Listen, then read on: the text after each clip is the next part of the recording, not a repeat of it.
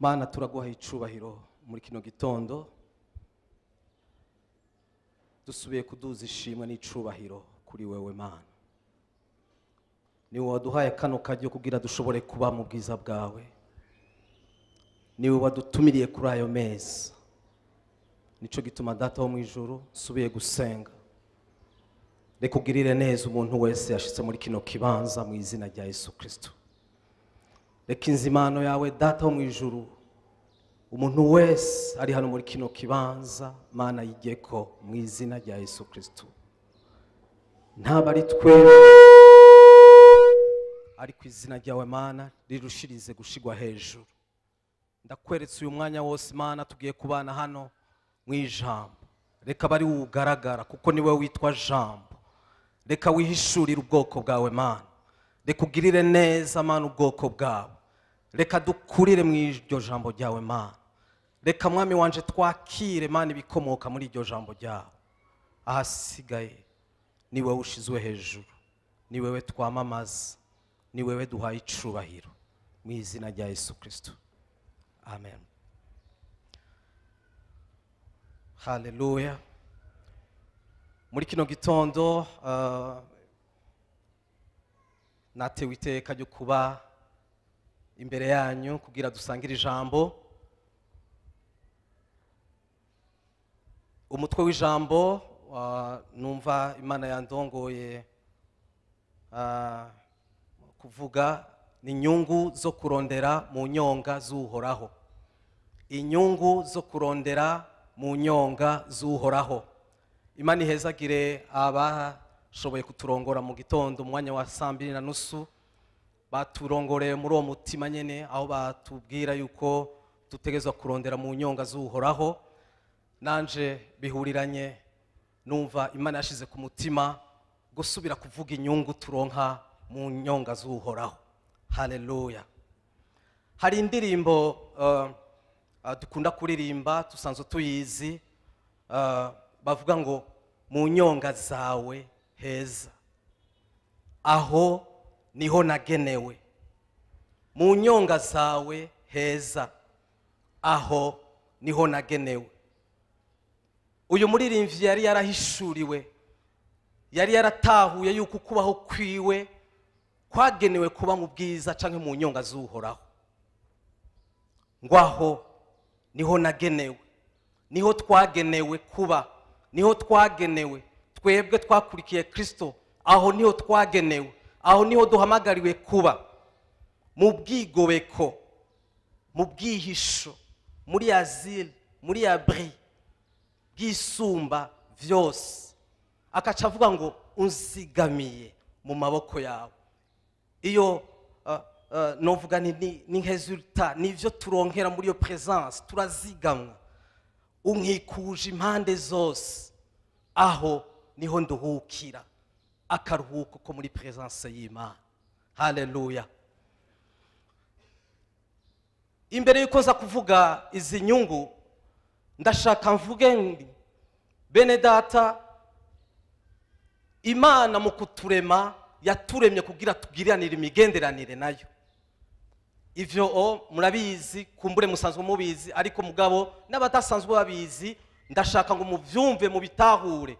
Imana mu kuturema yaturemye kugira tunywane, yaturemye kugira tube umwe, yaturemye kugira tugirire ubusabane, kuko ni Imana ya relation, ni Imana y'imigenderanire. Igihe rero Imana yaturema, yaturemye muri ubwo buryo iduhamagarira kuba muri communion nayo, muri ubwo busabane nayo. Nukuvuga kuza mu bwiza bw'Imana canke kurondera mu nyonga z'Imana si ibintu, si ide, si ciyumviro ciza gusa, ariko ni ibintu vyankenegwa, ni ikintu kiza imbere y'ibindi vyose.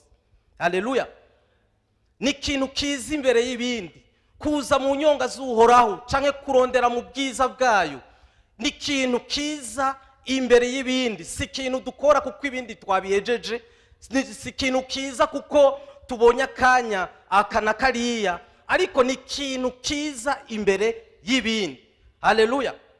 Rero kutabikora canke kudakora, kutaba muri uwo mutima ukuza canke kurondera mu nyonga w'Uhoraho, nukuvuga nuguhomba iyo privilege canke iryo bakwe Imana yatugiriye, aho yaduhaye uruhusha rwo kuza mu bwiza bwayo. Kudakora canke kudaba muri ubwo bwiza bw'Imana, tuba turiko turahomba. Hari vyinshi twungukira mu bwiza bw'Imana, hari vyinshi kandi udashobora kuzoronkera ahandi atari mu bwiza bwayo, mu nyonga z'Uhoraho. Haleluya! Hari mu buzima bwacu bwa kino gihe, murabizi ubuzima burasugereje, hari ibintu byinshi bidutwara, hari byinshi bidutwara hirya no hino, hari gutwara abana ku ishuri, hari ubuzi, hari ibintu byinshi bigenda bidukwega. Ariko mwene data, nje kukubwira muri kino gitondo, wewe wahamagariwe kuba mu bwiza bw'Imana. Hejuru y'ivyo vyose duhamagariwe gukora mu buzima bwa misi yose, nta kintu na kimwe gishobora kumbuza kuza kurondera mu bwiza bw'Imana canke mu nyonga zayo, kuko aho niho nagenewe. Umuririmbyi niko yatubwiye, aho niho nagenewe, aho niho nahamagariwe kuba, aho niho twebwe tuguma. Twebwe ntidushobora kuhava, kuko twebwe naho nyene twahamagariwe kuba. Haleluya! Ngiye gusoma ijambo kugira dutahure cyane ivyo ngiye kuvuga. Tugiye gusoma mu Ingoma ya kabiri igice ca 26. Ingoma ya kabiri igice ca 26.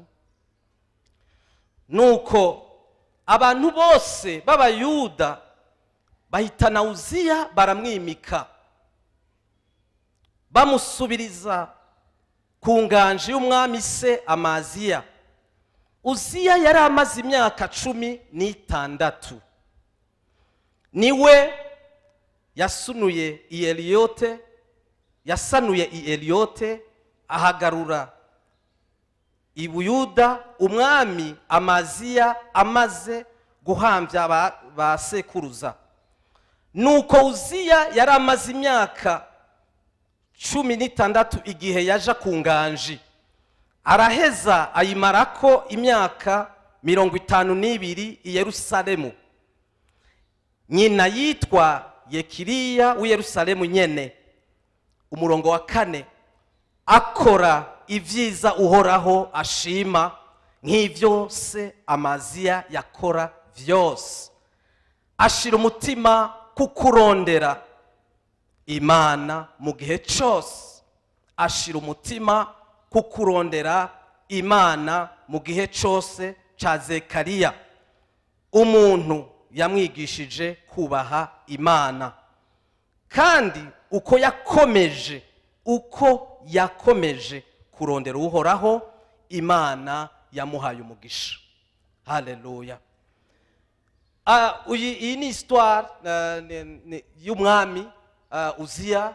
Ni umwana Imana yagiriye neza, yari akiri muto, imuha ubwami, imushira ku butegetsi, imugira umurongozi.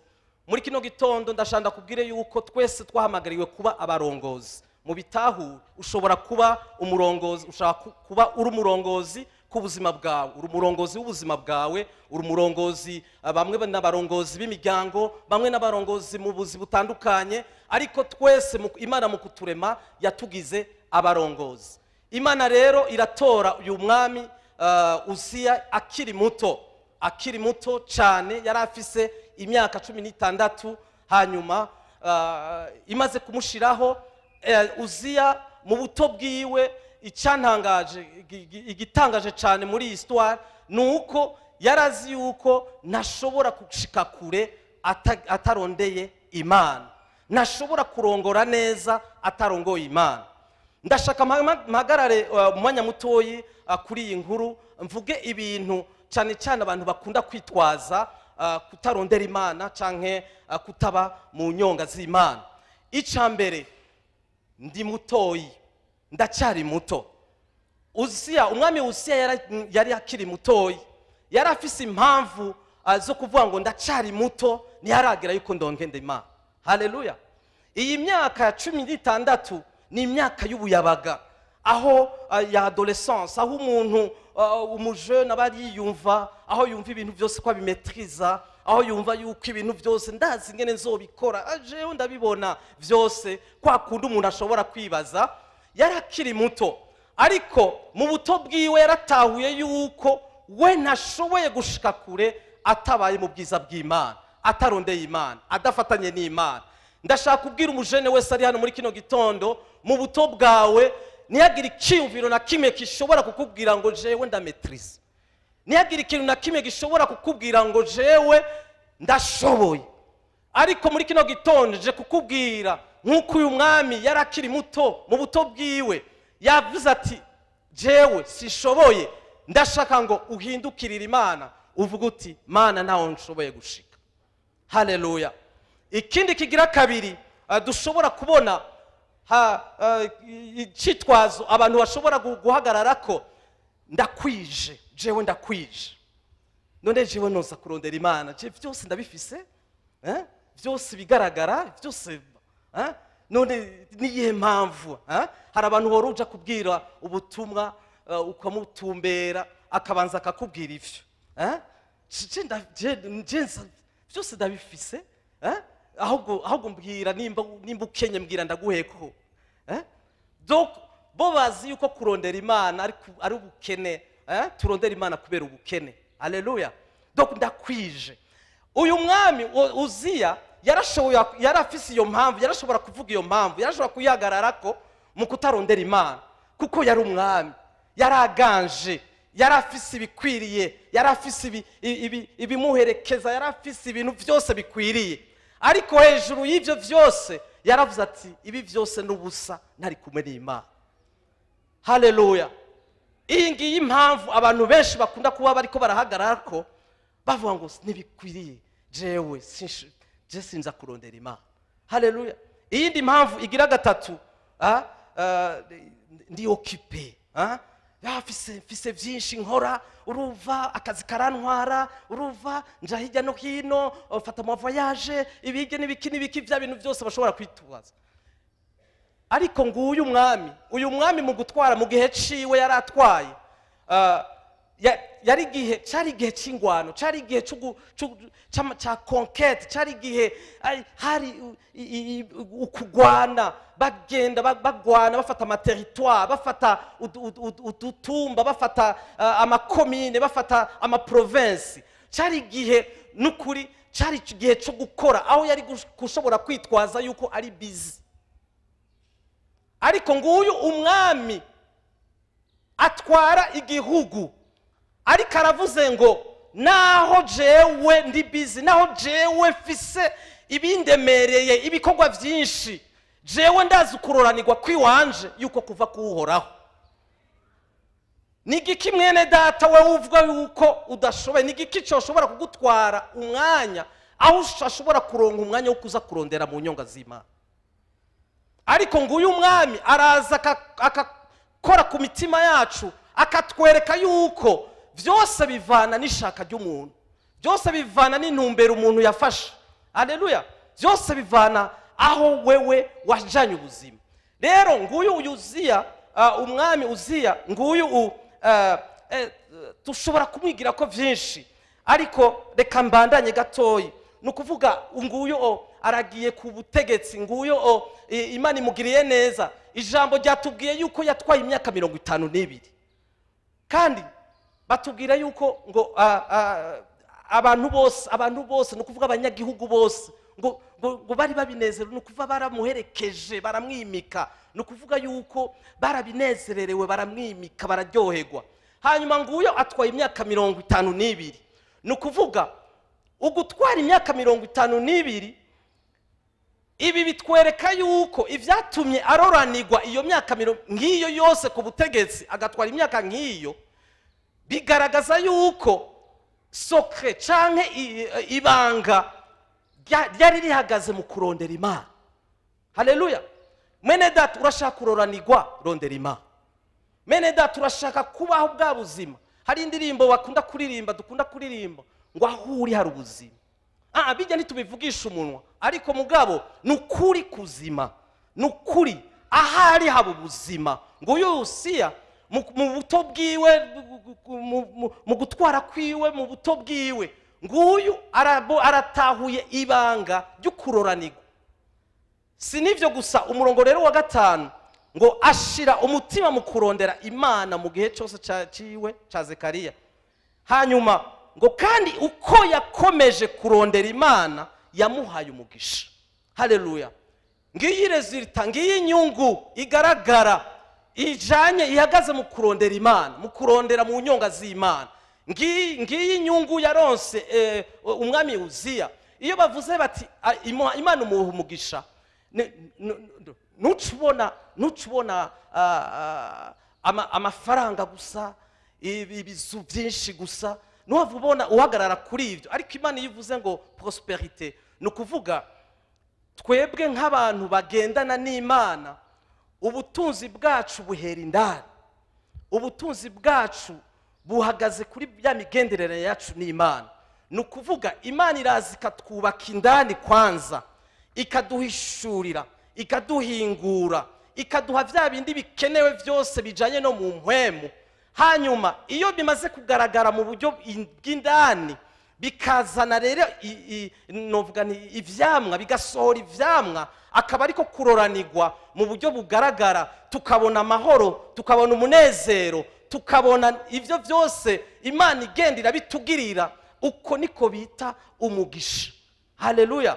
Donc nguyo Uziya rero ngo Imana umugisha kubera kugendana nawe. Muri Yeremiya igice ca 29 umurongo wa 13 niho batubwira ngo muzondondera kandi muzombona nimwandondeza imitima yanyu yose. Muzombona, uzomubona mwene data, uzomubona, kandi niwagenda kumurondera uzomubona, kuko niwe yabivuze, niwe guhaye ugo ruhusha wo kumurondera. Arabivuze, araguhaye garanti yuko uzomubona, ngo niwamurondeza umutima wawe wose. Yeremiya 33 umurongo wa 3 naho niho havuga ngo mpamagara, mpamagara nanje ndakwitaba. Mpamagara. Yacu witinya, mpamagara. Yacu wumva isoni, mpamagara. Nije ndaguhaye ugo ruhusha, mpamagara. Ndakwitaba. Sinivyo gusa, sindakwitaba gusa, ariko ndakwereke ibihambaye, ndakwereke ibihambaye n'ivyikinze ibyo utari bwamenye. Haleluya. Muhamagara. Ugo n'uruhusha yaguhaye, abati mpamagara, mpamagara, mpamagara, kuko niwanyegera jewe ndafise ico nzoguha. Niwanyegera nzokwereka ivyikinze, vya bintu udashobora kubonera mu maso mwisi garagara, ariko vya bindi uzohabigwa bakabiguha munsi y'impwemu. Haleluya. Mu Baheburayo igice ca 11 umurongo wa 6 niho batubwira bati utizera ntibishoboka ko ayihimbara, kuko uwegera Imana akwiye kwizera yuko iriho, igaha impera abayirondera, igaha impera abayirondera, iratanga impera, iratanga umushahara ku bayirondera. Ntitugenda dufise intumbero yo kuja kurondera umushahara, ariko yoyo ntivyijana. Wagiye kumurondera azoguhemba, wagiye kumurondera azoguha impera. Haleluya.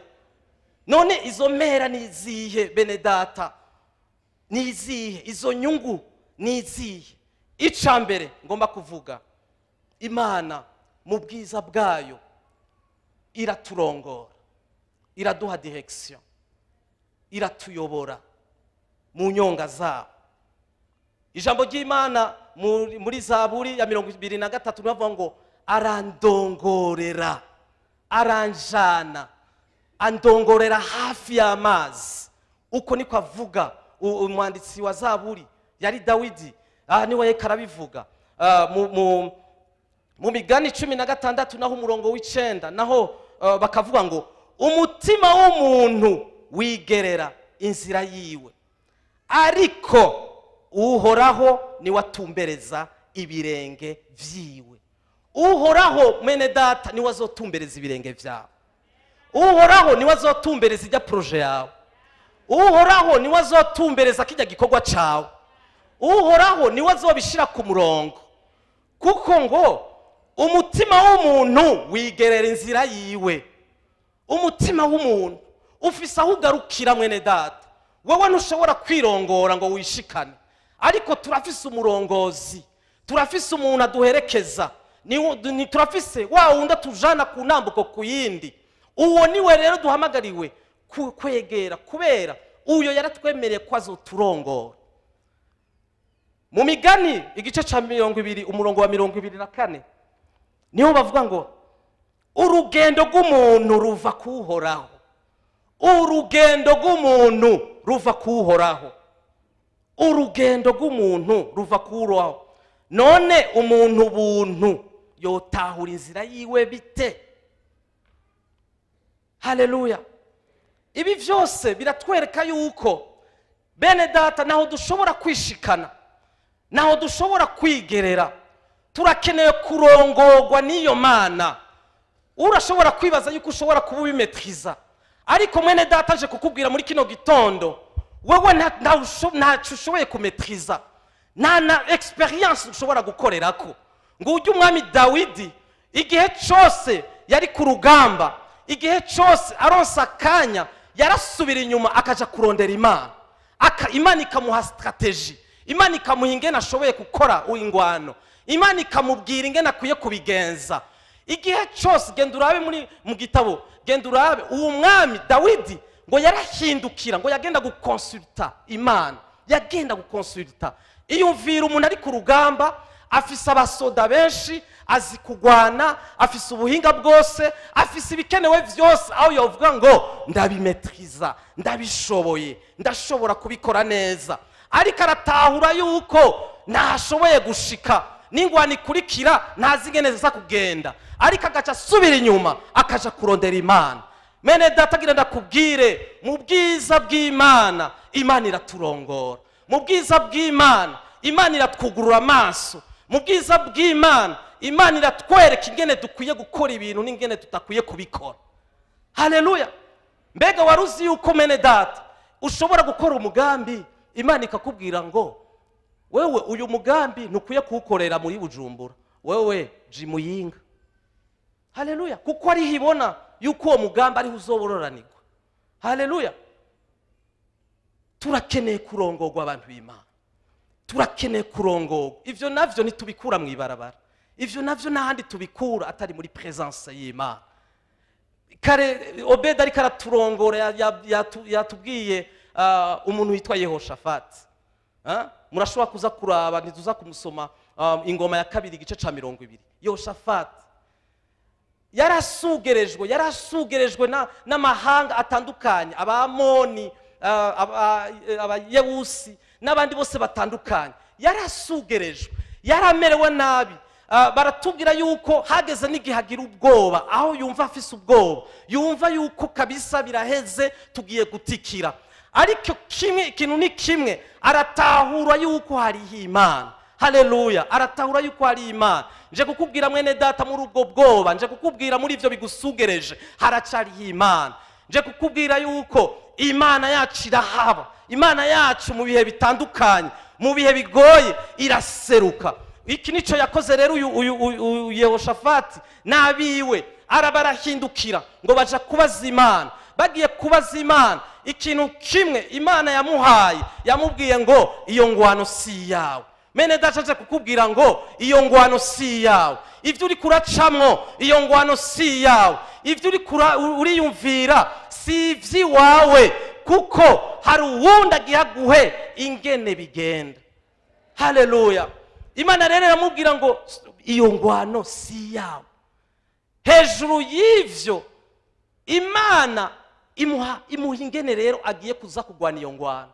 Yehoshafati ngwico yagize, erega yarataziriye Imana. Haleluya. Ni gute umuntu ari ku rugamba? Ni gute umuntu asugerejwe? Ni gute uza kumubwira ngo tazira Imana? Tazira Imana. Atari abantu bazi presence y'Imana ntiboshobora kuvyemera, kuko n'ubusazi. Ariko nje kukubwira mwene data, iciyumviro c'Imana nico co. Logique y'Imana itandukanye na logique y'abantu. Ingene Imana ibona ibintu siko abantu babibona. Yehoshafati ngo batazira Imana, barahimbaza Imana. Imana, haleluya, ngo iba itanguye kopera muri uko kuririmba, muri uko gutazira Imana. Ngo rega baba tipe bariko bagwanira hamwe, ngo batangura guhindukiriranira. Bonyene baratikurana, bonyene baratikurana. Murashobora kwibaza ingene ivy'Imana ikora. Ariko mwene data, iyo uvire rero, ni gute vraiment Imana ishobora gutanga iciyumviro nk'ico, hanyuma umuntu akacemera akakigenderamo, hanyuma kigakora, atari umuntu kwere yamenyanye n'Imana. Igihe ca Yosuwa baragiye baragwanye, bageze mu Yeriko, bagira bagifate, Imana ibabwira ngo ni mukizunguruke. Haleluya, ngo ni mukizunguruke. Ni gute dufise inkoho, dufise ibikomeye, kandi turabona yuko dushobora kubagwa. Ariko mugabo Imana irababwira no, hindura strategy. Imana yacu ni Imana ihindura strategy. Ego hari ivyo umetriza, hari ivyo yakubwiye uyu munsi, ariko ivyo ntibikwiriye kuko hari intambuko yindi. Naho rero tukeneye kuja kuyirondera, kuko turakeneye ko atuyobora. Uwo ni wa metriza, uwo ni wabona imbere, uwo ni wabona finalite y'ibintu, uwo ni wadushikana ngo araturongora. Haleluya. Sasa inyungu ya mbere ndakubwiye mene data, aratuyobora, araturongora. Haleluya, araturongora. Urashobora gufata ingingo nziza ariko ukayifata mu mwanya mubi. Ninde zo kubwira nuya bimetrize uhoraho. Ushobora gufata ingingo mbi, haleluya, mu mwanya mwiza, karakaje Imana iguhaye, ugasanga urahombye, kandi Imana yari yakugurura imiryango. Ariko igihe tumatanye n'Imana, Imana iraturongora, tugakora ibintu byiza, tugafata ingingo mu mwanya mwiza, tukabona bigenda, akagenda aratuyobora. Haleluya. Ikigira kabiri, iyo turondera mu bwiza bw'Imana, aratwihishurira. Haleluya. Araduhishurira amabanga.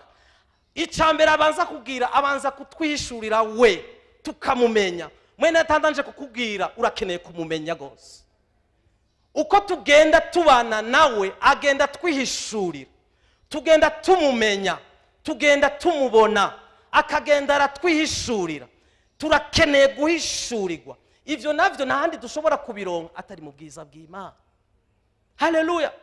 Turakeneye guhishurirwa, turakeneye kumenya. Yega mwari muzi yuko twebwe dukorana n'Imana, Imana iraduhishurira amabanga. Ngira ndakubwire yuko ijambo ry'Imana niryo ritubwira mu Baroma igice 18 umurongo wa 19 ngo isi ngwirindiriye uguhishurirwa kw'abana b'Imana. Isi naho hanze barakeneye kubona ibikuvamwo mwene data by'amabanga, barakeneye kubona uzana ibintu bishasha aho batariko barabona inzira ukahaza n'inzira. Kuko ndakwibutsa yuko Imana wewe yakugize inyishu. Imana wewe yakugize inyishu, wewe ushobora gukiza ihanga, wewe uri umwe. Haleluya. Wewe ushobora gukiza imiryango, wewe uri umwe. Nico gituma igihe tugiye mu bwiza bw'Imana, Imana irakeneye kudukoresha cya kindi yaduhamagariye kuba kuri ino si. Rero nta handi ishobora kukironkera atari mu bwiza bwayo. Aho rero nihaza akaduhera amabanga, akaduhishurira, akatubwira ati umviriza ibi bintu biriko biragenda uhumuriza abantu banje, genda ubahumurize kuko ndabibona. Haleluya. Ndabibona. Uko niko atubwira, uko niko yatugize, kuko yatugize umuco. Haleluya. Aho rero nta handi dushobora kubironkera atari mu bwiza bwayo, mu bwiza bwayo, mu bwiza bwayo. Aho ni iduhishurira, ikaduhishurira n'ubugwayi dufise. Haleluya. Mbega waruziga mwene data, wega wewe ntuwiyizi, ntiwiyizi na gato. ntiwiyizi na gato. Ushaka kwibaza yuko vraiment jewe ndiyize, akuna. Wewe ntiwiyizi, ariko igihe tumwegera aduhishurira ubugwayi dusanzwe dufise muri twebwe, akatubohora. Niwe duhishurira ivyo tugwaye bantu b'Imana, akagenda duhingura. Uko ni Dawidi yabivuze muri Zaburi, niho yavuze ngo sonde moi Seigneur. Uravyumva? Sonde moi. Iri jambo mu Kirundi bavuga ngo unsuzume, suzuma Mana, suzuma. Iyo bavuze iri jambo sonde, reka tuhora tunarikoresha mu buryo bw'ubuganga, bakavuga ngo bamushizemo isonde. Isonde ngo rega bamushizemo isonde.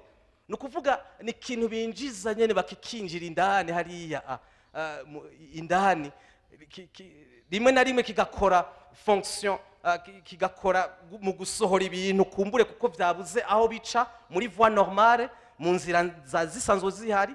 Ariko kandi hari n'igihe bagaburira uwo muntu babicishije muri iyo sonde. Nukuvuga rero twebwe iyo twegera Imana, nukuvuga iraduhishurira ivyo tugwaye, aho tugwaye tukabisora, hanyuma si hejuru y'ivyo ikaduha n'ivyayo, ikavyinjiza muri twebwe, ikaduha ubumana bwayo, ikatuzuza ubumana bwayo.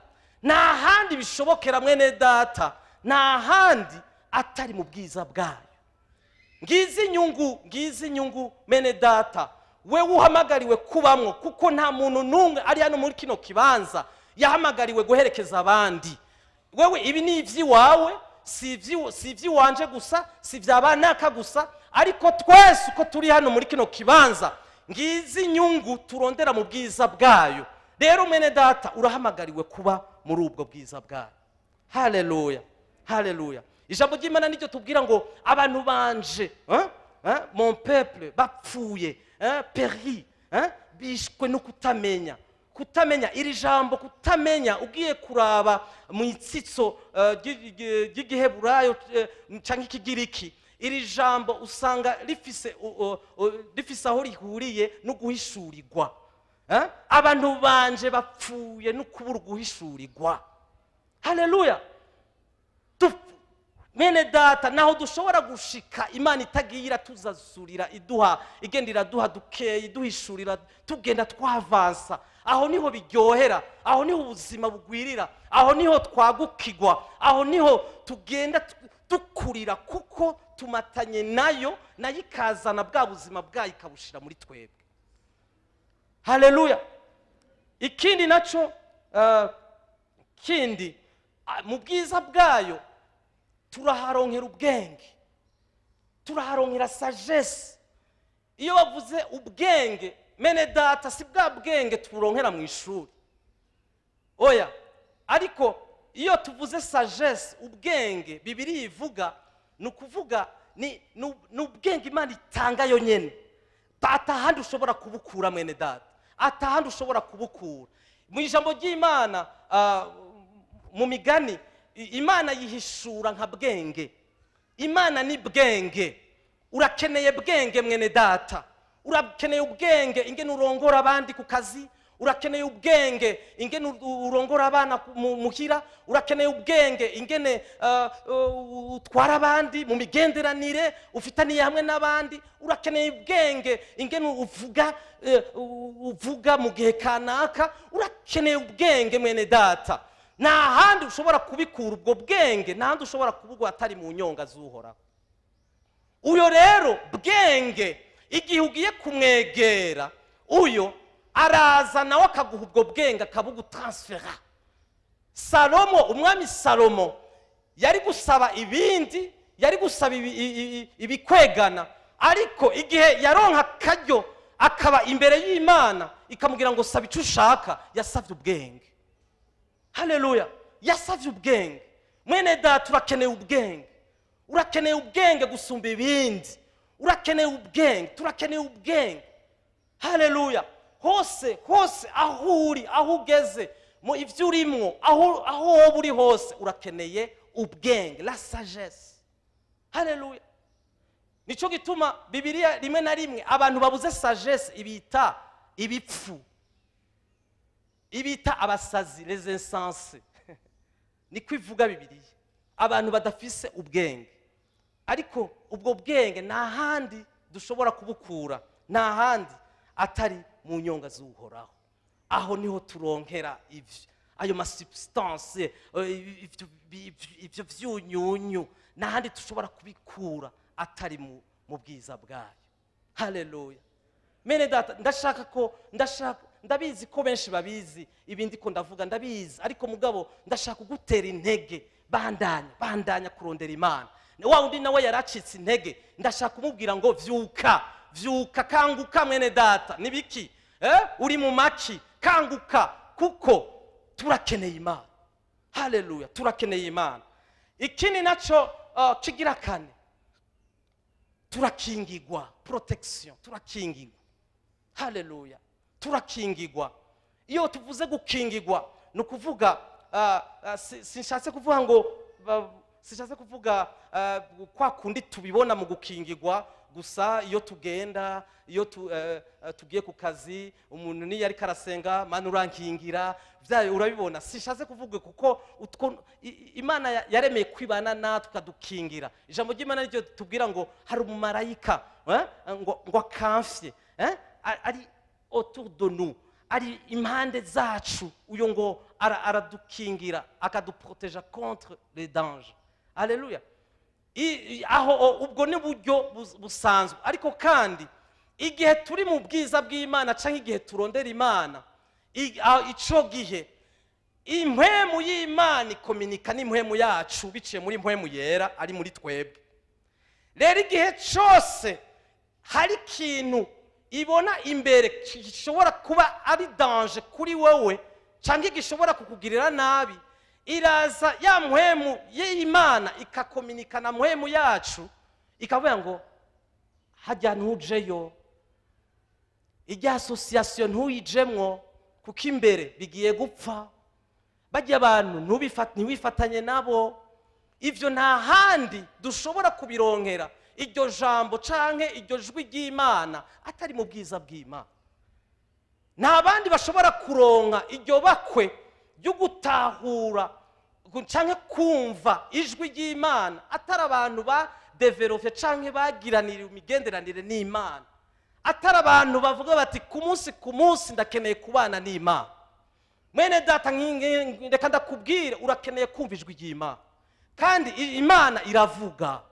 Haleluya, Imana iravuga mu buryo ubu canke buriya, iravuga. Bega none kubera kuri kurahomba, kuri kurahomba kandi Imana yaraguhaye ubwo burenganzira bwo kuba mu bwiza bwayo.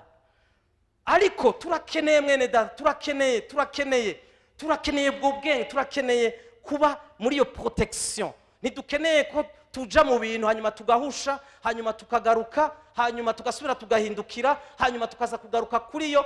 Oya, nta mwanya dufise wo guta, kuko twebwe hari byinshi biturindiriye, kuko umugambi w'Imana ni munini. Sinkeneye ko ngenda ndahindukira ngaruka nsubira musha ngaruka. Oya, harageze yuko njana nayo, harageze yuko ngendana nayo, aho ngenda ndi sûr. Haleluya, aho yandekuye, aho yavuze ati genda mwana wanje genda, ndaguhaye favor, bijya ni sawa, oya bijya bireke, oya hahagarara, oya kata ngaha. Aho niho nkeneye mu bwiza bwayo, aho kandi ngo niho nagenewe, aho niho nagenewe mene data.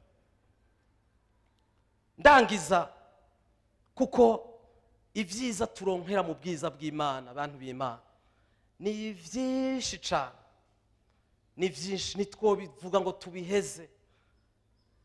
Ibi novuga ni ibi novuga ni byankenerwa byo mu buzima bwacu bwa misi yose. Ariko mugabo ibyiza dukura mu bwiza bw'Imana ni byinshi. Ikigira gatanu ni iki umwami Uziya yaronse kijanye n'umugisha. Mu bwiza bw'Imana tuhakora umugisha. Haleluya, tuhakura umugisha abantu b'Imana, tuhakura umugisha, tuhakura umugisha. Mumenye yuko ubugaragwa uri kuracamo siyo maherezo yawe, ariko Imana igufitiye umugambi mwiza, igufitiye kazoza keza, igufitiye ibyiza biri imbere. Mwibuke yuko ihanga rya Isirayeli igihe ryari ko riragenda mu gihugu c'isezerano, mumenye yuko guca mu bugaragwa ntiyari finalite, siryo ryari iherezo, siryo ryari iherezo mu bitahure. Ariko mugabo kubera gukomantara umutima nico catevye baguma mu bugaragwa umwanya muniniya. Ariko mugabo mwisho na mwisho barashitse.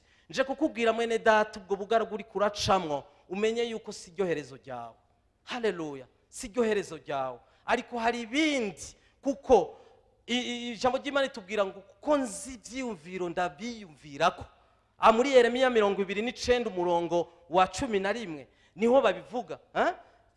Ni byiza, umugambi w'ubyiza, umugambi kukugirira neza. Haleluya, ngiyi Imana twaronde, ngiyi Imana twakurikiye, igirindiriye kutugirira neza.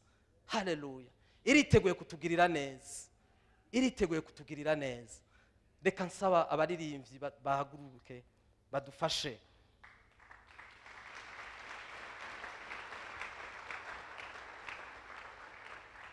Kwari kugira ndagukangure mwene data, utahure uburemere bwo kuba muri presence y'Imana. Kwari kugira nsubire mpagurutse na wa wundi avuga ati ibi ntibindaba. Igihe bariko baravuga imisi yo gusenga, igihe bariko baravuga kurondera Imana ku gatwe kawe, igihe bariko baravuga kurondera Imana ubudahumeka, nje kuguhagurutsa mwene data wewe washoboye kubisuzugura. Ariko nje kukubwira niwe gusa, niwe atanga ubuzima, niwe ashobora kutuyobora neza, niwe ashobora kutujana aho twebwe tudashobora kwijana. Haleluya, aho rero ngo mu bwiza bwiwe, aho ngo niho twagenewe. Haleluya, ndabasabe duhaguruke namwe turangiza umwanya wacu. Haleluya, haleluya, yes, haleluya, haleluya. Aho niho wangeneye, aho niho wagenewe kabisa. Ubwigobeko bwisumba byose, mu nyonga zawe mwami, mu nyonga zawe za. Aho niho wangeneye, ubwigobeko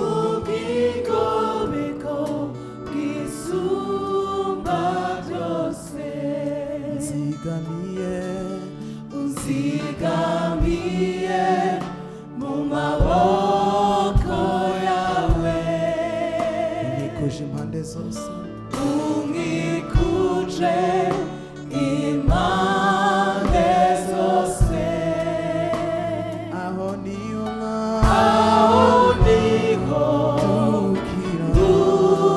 dukira ndagushima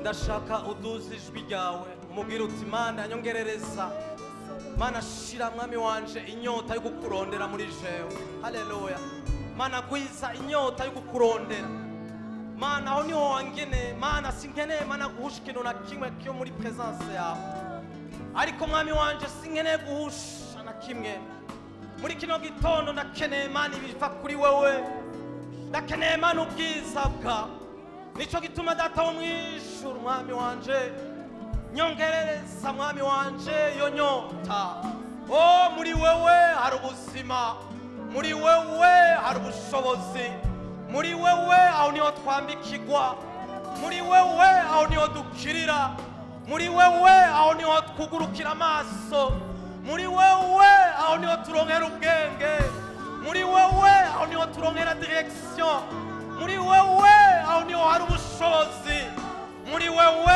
aho niho tuvyukira muri wewe aho niho twambikirwa muri wewe hari ubuzima mwana muri kino gitondo Mana ndakweretse umuntu wese ari hano ndamuzanye mu nyonga zawe Mana ndamuzanye Mana imbere yawe data wo mw'ijuru peu importe uko ameze ndamuzanye mu nyonga zawe Mana vyura ubuzima bwiwe vyura ubuzima bwiwe bwo gusoma ijambo ryawe vyura ubuzima bwiwe bwo gusenga vyura ubuzima Mana wanje bwiwe bwo kuza kumatana nawe muri kino gitondo data wo mw'ijuru ndakweretse umuntu wese ari hano Mana reka Mana kibi gitondo Mana ca restauration izina rya Yesu Kristo ndavuze ngo mwami wanje wari yaradendubukiwe ndavuze ngo avyuke mu izina rya Yesu Kristo wari yaracitse intege mwami wanje ndavuze ngo avyuke mu izina rya Yesu Kristo uwariye mwami wanje yari yarabisuzuguye reka mwami wanje inkomezi zawe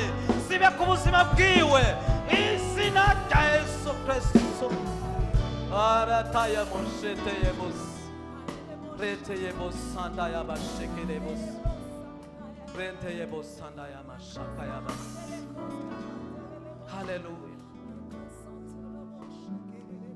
reka usubire mwaya majambo data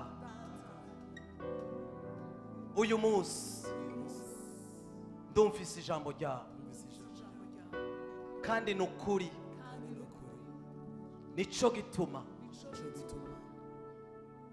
uyu munsi fasha ingingo yo kukurondera kuko natahuye yuko mu nyonga zawe ariho hari ubuzima nifuza buri mu biganza vyawe nanje ndi uwawe sinkeneye guhusha ivyo wangeneye nico gituma Mana ndazanye ubugingo bwanje shiramwe inyota muri jewe yo kukurondera shiramo inyota muri jewe yo kuza gusabana nanjye.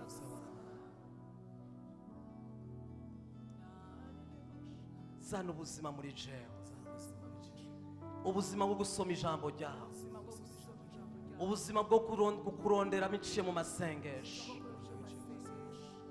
ubuzima bwo kurondera biciye mu mashimwe n'amatazirano. Reka ibyo byose Mana wangeneye, Mana ubivyure muri jewe. Urakoze kuko ari wowe unshoboza, kuko inkomezi zose Mana ndazikura muri wewe. Urakoze ko ngiye gushobora, kandi ndazi neza yuko uri umwizigirwa, ukwiyeguriye umugirira neza. Urakoze, ishimwe n'icubahiro bikugarukeko ubu n'ibihe bidashira. Abantu b'Imana babwiye bati amen, amen, haleluya.